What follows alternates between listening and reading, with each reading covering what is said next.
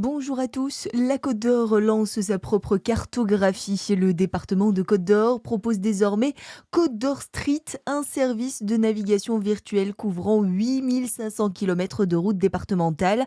Des images panoramiques en 360 degrés haute résolution réalisées par une entreprise française entre le printemps et l'été 2025. Elles permettent de contrôler l'état des routes et de faciliter l'entretien. Ce projet, financé à hauteur de 50 000 euros, s'appuie sur une plateforme accessible depuis le 27 décembre et sera complétée à l'automne 2026 par Côte d'Or Maps, un outil local de recherche géographique.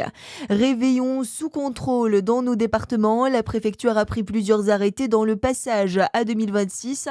Il est interdit jusqu'au 2 janvier matin d'acheter ou de transporter du carburant dans des récipients. Même interdiction pour les artifices de divertissement, que ce soit à l'achat, à la vente ou à l'utilisation sur l'espace public. Aucune forme de violence ne sera tolérée pour le réveillon du Nouvel An.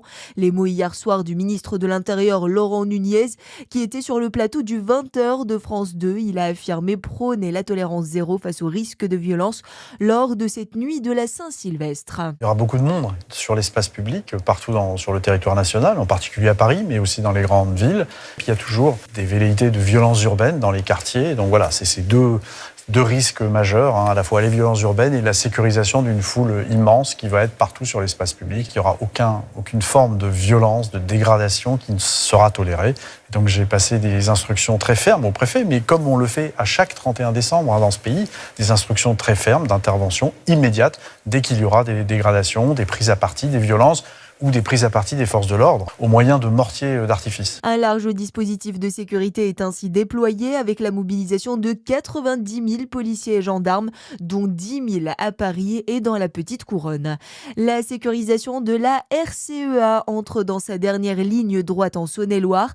Si une nouvelle portion à 2x2 voies a été ouverte cette année à Blanzy, la phase 2 du chantier n'est pas encore terminée. Il reste un tronçon majeur de 9 km à aménager sur la route nationale 79 entre la Fourche et le col des Vaux. Des travaux lourds réalisés voie par voie qui devraient débuter début 2026 pour une fin annoncée en 2029. Dans le reste de l'actualité, ce coup dur hier pour des milliers de passagers qui souhaitaient célébrer la nouvelle année à Londres. Le trafic ferroviaire entre le Royaume-Uni et la France a été interrompu une grande partie de la journée. La circulation des Eurostars a finalement repris hier soir et devrait revenir à la normale aujourd'hui. Et puis un témoin majeur de l'histoire s'est éteint à Dijon. Henri Mausson, l'un des derniers résistants déportés de Côte d'Or, est décédé dans la nuit de lundi à mardi à l'âge de 101 ans. En janvier 2024, il avait reçu la Légion d'honneur. Voilà pour l'actualité. À suivre votre météo sur Fréquence Plus.